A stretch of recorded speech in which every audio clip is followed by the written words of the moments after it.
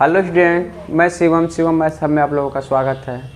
आज हम लोग प्रश्नावली शुरू कर रहे हैं निर्देशांक ज्यामिति, कोऑर्डिनेट ज्योमेट्री। ठीक है, इसको बिल्कुल बेसिक्स हम लोग पढ़ेंगे आज। जैसे कि मान लीजिए यह एक अक्ष है। क्या है?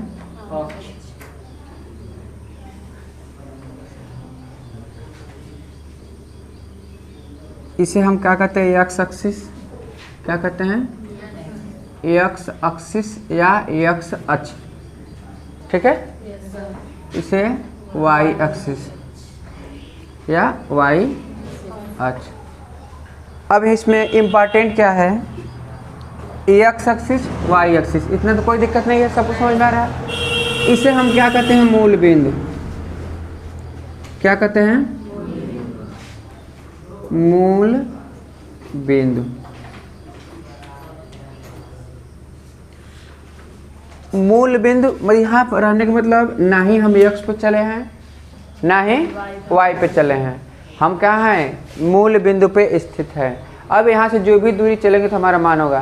तो हम यह कह सकते हैं कि मूल बिंदु का निर्देशांक कितना होता है? मूल बिंदु का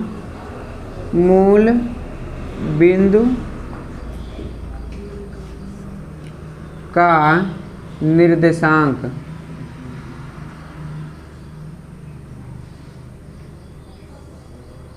मूल बिंदु का निर्देशांक क्या होगा बाबू? 0,0। 0,0 क्यों हुआ है? क्योंकि ना ही हम एक्स पे चले हैं ना ही वाई पे चले हैं, इसलिए हमारा क्या हो गया? मूल बिंदु का निर्देशांक 0,0। तो इतना समझ में आया। मूल बिंदु का सवाल पूछे, मूल बिंदु का निर्देशांक क्या होता है? 0,0। ठीक है। अब यह इधर यदि दूरी हम चलें तो एक्स अक्ष पे चलेंगे, इधर चले तो वाई अक्ष पे इधर, एक्स अक्ष पे इधर। हम देख रहे हैं एक्स अक्ष पे दो तरफ चल रहे हैं और वाई अक्ष पे भी दो तरफ थे। ठीक है, कैसे पता चलेगा कि हम किधर चल रहे हैं? तो हम यह देख रहे हैं, यह हमारा दायां तरफ है, दायां तरफ की दूरी धनात्मक होती है। एक्स अक्ष पे दाएं ओर चली गई दूरी क्या होती है? और वाई अक्ष पे बाएं ओर चली गई, एक्स अक्ष पे बाएं ओर चली गई दूरी। यह समझ में अब कन्फर्म हो गया। यदि हम अपने दाहिने जाएं तो धनात्मक, बाएं गए तो यदि हम ऊपर गए तो क्या हो गया? धनात्मक, और नीचे आए तो इतना समझ में आया बाबू? इसमें कोई दिक्कत नहीं है। तो अब यह समझो, क्लियर हो गया। यदि हम ऊपर गए तो हमारी दूरी क्या होगी? यदि नीचे आए तो, यदि दाएं गए तो, बाएं गए तो, और कहीं नहीं गए बीच में रहे तो 0,0। ठीक, उसे क्या कहते हैं? मूल बिंदु कहते हैं। तो मूल बिंदु के अनुसार 0,0, ऊपर गए तो धनात्मक, दाएं गए तो धनात्मक, नीचे आए तो ऋणात्मक, और बाएं गए तो कोई दिक्कत नहीं आता। सबको समझ में आ रहा है? अब सुनो, यदि हम देख रहे हैं 1 भाग 2 भाग 3 भाग 4 भाग हो रहा है। कितने भाग हो रहे हैं? 4 भाग हो रहे हैं। तो इसका पहले भाग को हम कहते हैं प्रथम चतुर्थांश। क्या कहते हैं? प्रथम चतुर्थांश। दूसरे भाग को क्या करेंगे?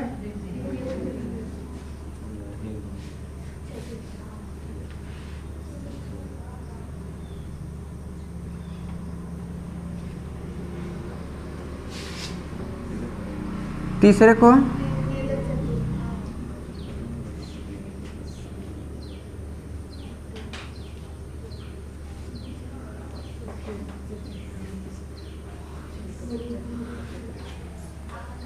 और यह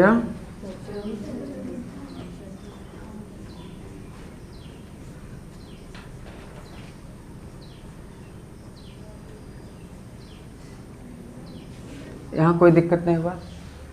इसे क्या कहेंगे? प्रथम। इसे अब यह समझ में नहीं आएगा। जैसे कि मान लेते, कैसे हम जानेंगे कि यह प्रथम में है कि द्वितीय में है कि तृतीय में है कि? उसे पहचानने के लिए सीखो। कैसे हम पहचानेंगे? अच्छा ये बताओ, सपोज कर लो कि यहाँ पे कोई खड़ा है व्यक्ति, कोई व्यक्ति यहाँ पे ठीक है, खड़ा है ना। यदि हमने ये कह दिया कि यह कितने दूर पे खड़ा है, यह व्यक्ति कितने दूर पे खड़ा है। तो हम क्या कहेंगे, क्या अगर यहाँ इसके पास हमें यहाँ जाना है, सब समझो, यदि इस व्यक्ति के पास हमें जाना है तो क्या करेंगे, पहले हमारा रास्ता यही है एक्स अक्ष, और हम एक्स पे कुछ दूरी चले और फिर वाई पे दूरी चले, तब तो आए हैं। तो हम यह कह सकते हैं कि एक्स पे चली गई दूरी को क्या कहते हैं, और वाई पे चली गई दूरी को। बाबू ऊपर जा रहे हैं, ऊपर की दूरी धनात्मक होती है, अभी भी बताए हैं, यहाँ लिखे भी हैं, तो धनात्मक हो गए। तो यहाँ पर पहुँचने के लिए हम क्या कर रहे हैं, प्लस प्लस। यदि हमारी कोई भी वैल्यू दिया प्लस प्लस दिया रहेगा, कोष्टक में कोई भी वैल्यू क्या दिया रहा है, प्लस प्लस, तो हम कहेंगे कि पहला में है। समझ में आ गया। जब प्लस प्लस होगा तो प्रथम में। अब फिर वही व्यक्ति यहाँ पर आ गया, तो हम जान रहे हैं इधर पहले आएंगे तब इधर, पहले नियम से चलेंगे तो एक्स पे पहले चलेंगे फिर वाई पे। तो एक्स वाला हम जानते हैं ये क्या होगा, और ऊपर जाएंगे तो पहचान जाएंगे। जब एगो संख्या माइनस और एगो प्लस देगा तो हम जान जाएंगे किस में है। यदि तृतीय के लिए हम यहाँ माइनस आए फिर नीचे आए, तो हम देख रहे हैं दोनों माइनस आ रहा है। जब दोनों माइनस तो, और चतुर्थ में क्या होगा, पहले एक्स पे चलेंगे फिर वाई पे, तो वाई पे माइनस। तो ये भी हम समझ गए। पहले में क्या होता है, प्लस प्लस, फिर बोलो ध्यान से, पहला में, दूसरा में, तीसरा में, चौथा में, याद हुआ। फिर से देखो, पहला में, दूसरा में, तीसरा में, चौथा में, क्लियर। अब बाबू कह दिए 3 और -8 यह किस चतुर्थांश में है, कैसे पहचाने हैं, सीधे सीधे हम देख रहे हैं कि यहाँ पे प्लस है और यहाँ पे, तो हम यह पढ़े हैं कि जब एक संख्या प्लस रहे और एक तो कोने में आएगा, तो हम पहचान गए किस चतुर्थांश में है।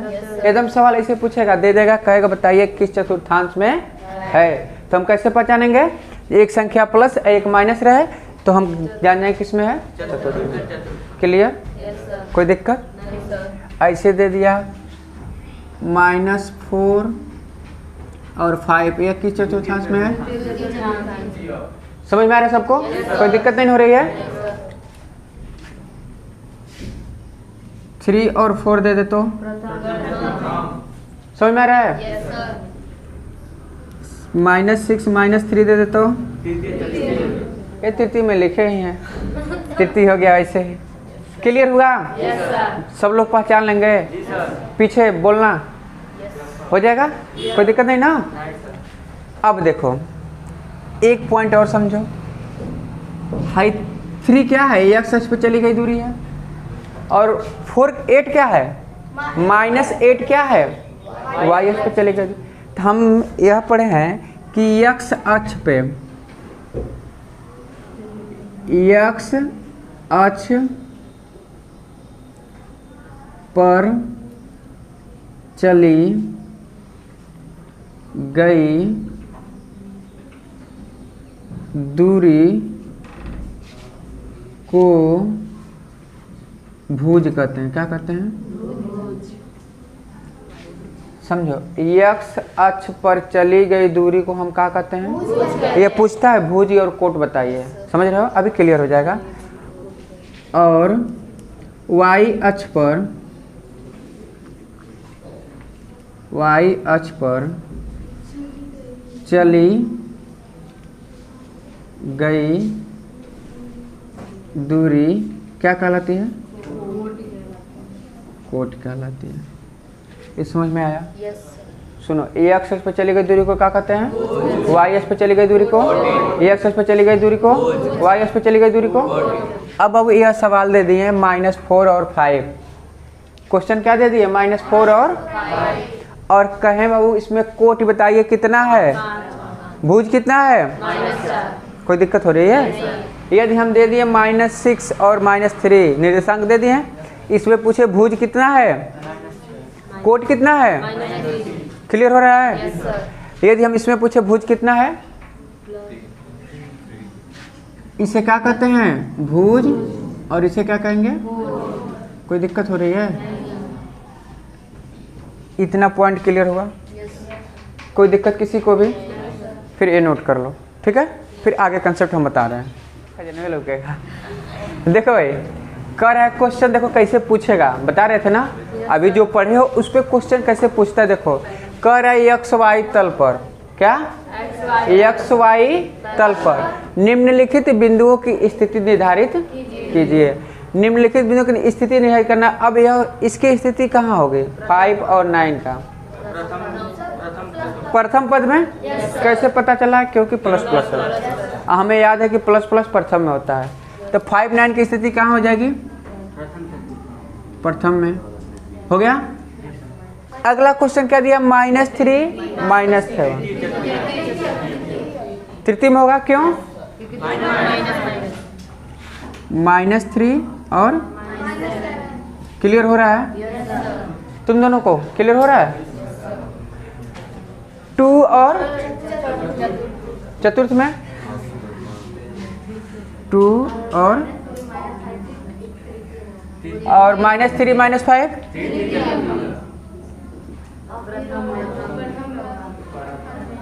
0 और 7 4 0 है। 4 और 0।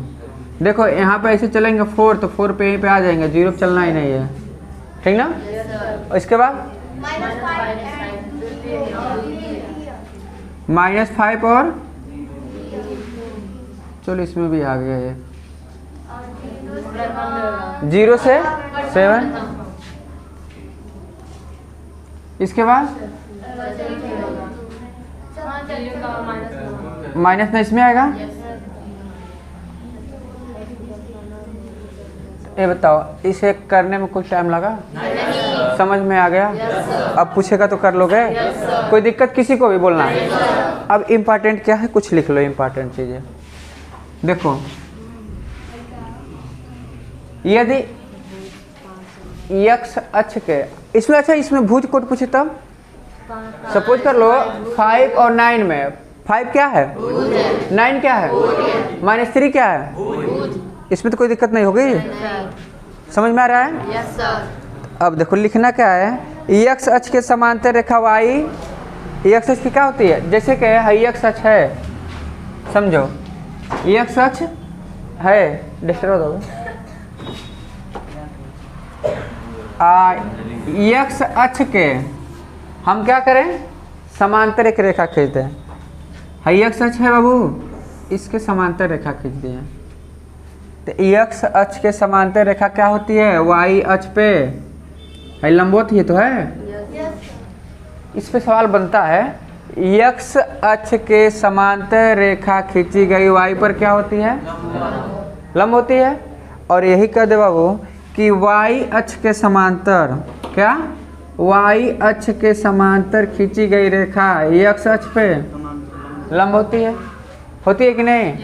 तो यह एक पॉइंट लिखना है, x अक्ष के समांतर खींची गई रेखा y अक्ष पर क्या होती है?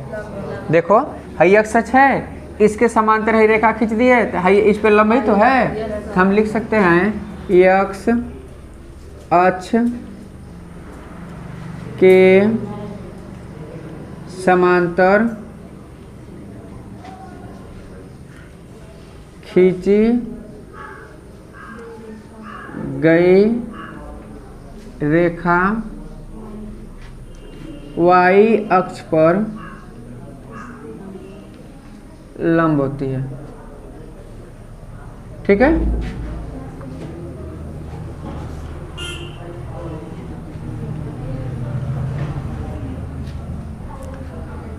ठीक इसी प्रकार यदि x अक्ष के समांतर खींचे तो हो गया, और y अक्ष के समांतर खींच दिए तो y अक्ष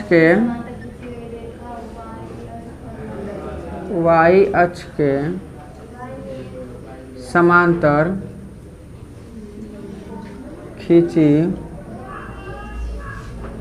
गई रेखा x अक्ष पर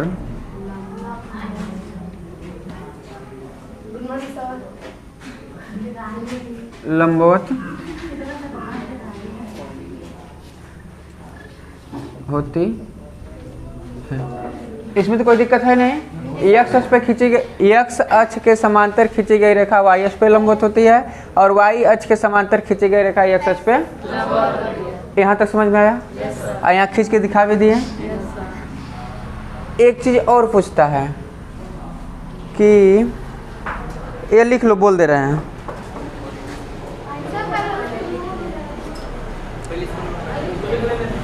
जैसे कि हाई हो गया ना, देखो यह बिंदु 0 और 7, 0 और 7 है, तो हम इसे क्या कहें कि एक्स अक्ष पर, वाई अक्ष पर स्थित बिंदु, ठीक है, वाई अक्ष पर स्थित बिंदु में हमारा क्या होता है, भुज 0 होता है। नहीं समझे? कोई बिंदु वाई अक्ष पे स्थित है, हाई वाई अक्ष पे स्थित है कि नहीं? कहाँ? +7 ऊपर यहाँ स्थित होगा कहीं, तो वाई अक्ष पर स्थित बिंदु में भुज कोटि का भुज क्या होता है, 0 होता है, और एक्स अक्ष पे स्थित बिंदु में कोटि 0 होता है। देखो यहाँ लिख दे रहे हैं, एक्स अक्ष पर स्थित, ये सब जानते क्यों बता रहे? बहुविकल्पी में पूछता है। एक्स अक्ष पर स्थित बिंदु,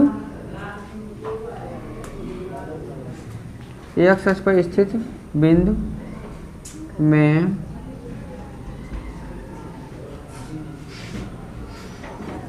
कोटि 0 होता है।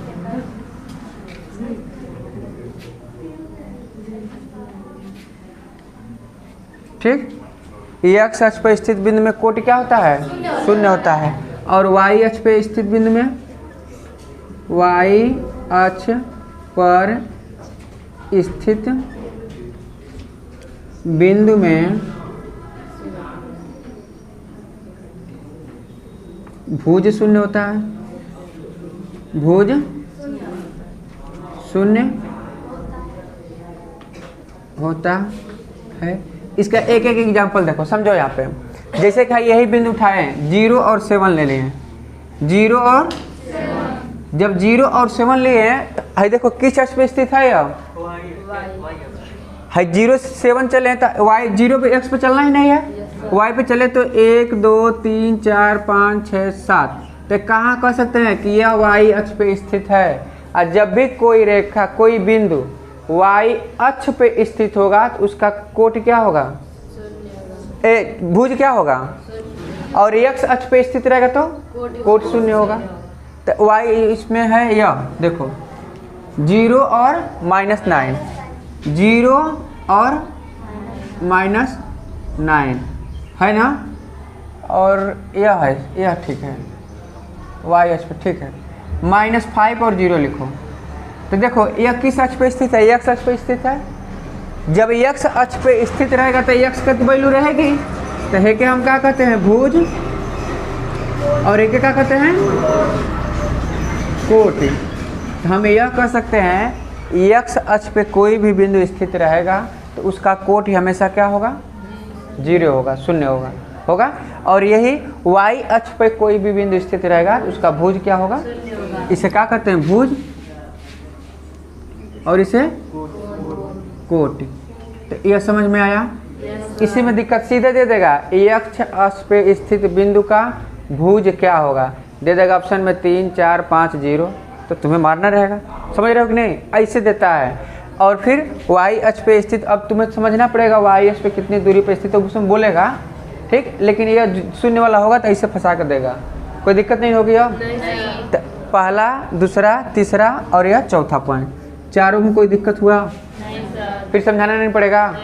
एक बार और देख लो, एक्स अक्ष के समांतर खींची गई रेखा वाई अक्ष पर क्या होती है, तो देखो यह एक्स अक्ष है कि नहीं, एक्स अक्ष, इसके समांतर यह रेखा खींचे हैं, ठीक, तो हम देख रहे हैं इस पे क्या लंबवत है कि नहीं।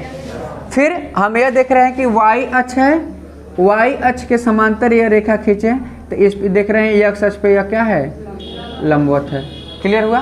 तो यह दोनों पॉइंट क्लियर, यह दोनों पॉइंट। एक्स अक्ष पे स्थित बिंदु की कोटि क्या होती है, तो एक्स अक्ष पे यही बिंदु स्थित है तो देखो ये एक्स अक्ष पे स्थित बिंदु 5 - 5 चले हैं, और तो इसका कोट क्या है, वाई अक्ष पे स्थित बिंदु यह है, तो इसका भुज क्या है, क्लियर है चारों पॉइंट।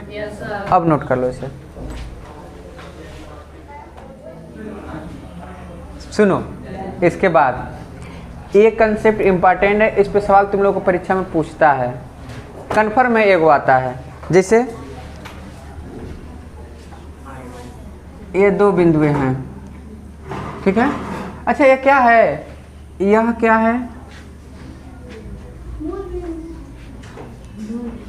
यह क्या है और यह क्या है, तीनों में क्या डिफरेंस है, पहले ये बता दो, तब हम ये सिखाएंगे।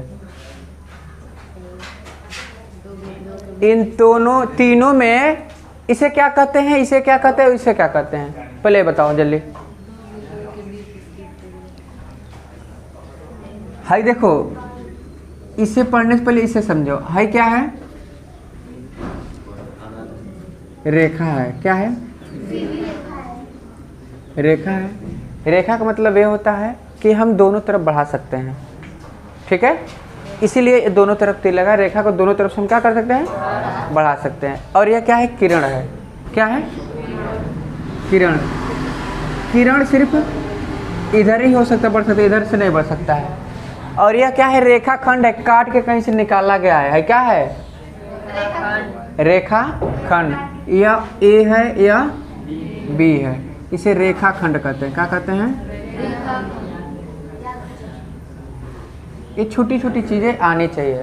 फिर से देख लो, यह क्या है, रेखा है, यह किरण। रेखा मतलब ये हुआ दोनों ओर हम बढ़ा सकते हैं, ठीक है, अनंत लंबाई तक बढ़ा सकते हैं, कोई देखे। लेकिन किरण को सिर्फ एक ओर बढ़ा सकते हैं, दूसरी तरफ नहीं। रेखाखंड मतलब किसी रेखा में से काट के निकाला गया भाग, ये कहीं बढ़ेगा नहीं, जितना लंबा है उतना ही रहेगा। इसीलिए हम हमेशा जो भी पढ़ते हैं रेखाखंड का बीच की दूरी पढ़ते हैं, ठीक है। दो बिंदु मान ले, एक यह ए है और एक क्या है, बी है, इसके बीच की दूरी हमें क्या करनी है, निकालनी है। सपोज कर लो इस बिंदु का निर्देशांक हमारा x1 है और इसका y1 है। इस बिंदु का निर्देशांक x2 है और यह y2 है, ठीक है। इसे सिद्ध हम नहीं कर रहे हैं, बस सीधे फार्मूला बता रहे हैं, इसलिए सिद्ध करने के लिए नहीं देगा, ठीक है। तो टाइम वेस्ट मत करो, बस पढ़ लो। यह a है, यह क्या है, b है, इसका निर्देशांक x1 y1 है, इसका x2 y2। अब बीच की दूरी क्या है, d है, ठीक। तो इसके लिए दो बिंदुओं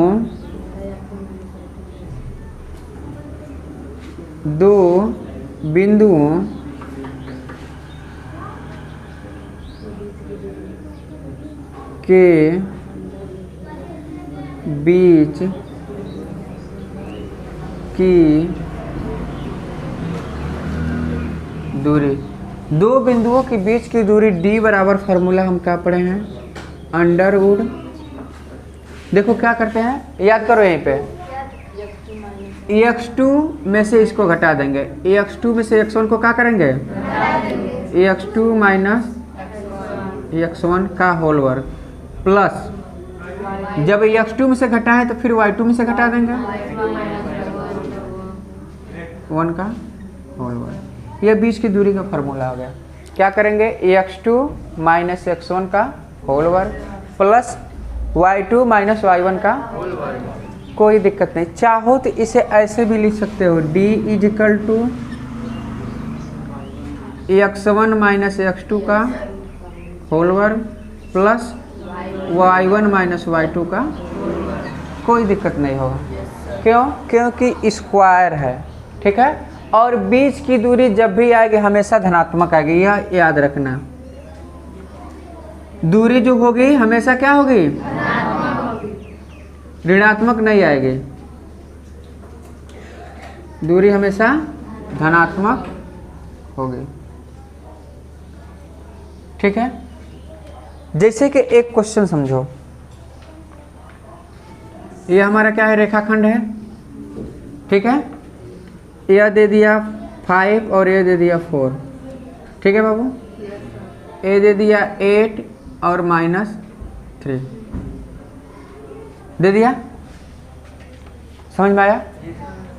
अब इसे कहे बीच की दूरी ज्ञात कीजिए। क्या कहे? बीच की दूरी। तो बीच की दूरी के लिए हम फार्मूला पढ़े हैं, क्या पढ़े हैं? अंडरवुड x2 माइनस x1 का होल वर्ग प्लस y2 माइनस y1 का एन पढ़े हैं। तो हम यहाँ क्या करेंगे, तुरंत जैसे हमें मिला बिंदु तो उसे लिख लेंगे। जैसे हाई क्या है, x2 है, हाई आई यहाँ पे और यह मान रख दिए। फार्मूला हम पढ़े हैं, d बराबर क्या, x2 माइनस प्लस मान रखो x2 देखो ये कितना है तो 8 रखें, x1 कितना है रख दिए प्लस y2 कितना है, y1 कितना है मान रख दिए। बाबू हाई प्लस 8 समझना, यह क्या है प्लस और यह माइनस। जब एक प्लस एक माइनस घटेगा, 8 में से 5 घटा, यह माइनस ये भी माइनस। जब दोनों माइनस रहता है तो क्या करते हैं, माइनस चिन्ह लगा के जोड़ते हैं। 4 3 का स्क्वायर, 3 तरीके 7 7 माइनस से क्या हो जाएगा प्लस, इसको जोड़ देंगे 9 9 18 के और 4 और 1, इसका निकल नहीं रहा है तो कोई बात नहीं, इसे छोड़ देंगे। ठीक है, इसमें देखेंगे इसका वर्गमूल निकल रहा है तो निकाल लेंगे। क्लियर हुआ? अब क्वेश्चन दे तो कर लोगे। एक क्वेश्चन दे रहे हैं, इसे करो, जल्दी आंसर आना चाहिए।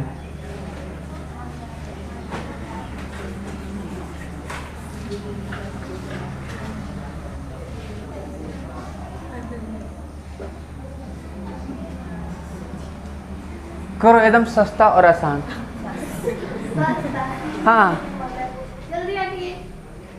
जल्दी, पहले यह उतारना नहीं है, पहले वो क्वेश्चन करना है तुरंत। काहे लिख रहे हो, हेतर करो ना। 2 4, 4 में से 2 घटा 2 तो 2 का वर्ग 4, 3 में से 1 घटा 2, 2 का वर्ग 4, 4 और 4 बस। काहे रेस में लगे सब कॉपी किताब लेके, कुछ ना।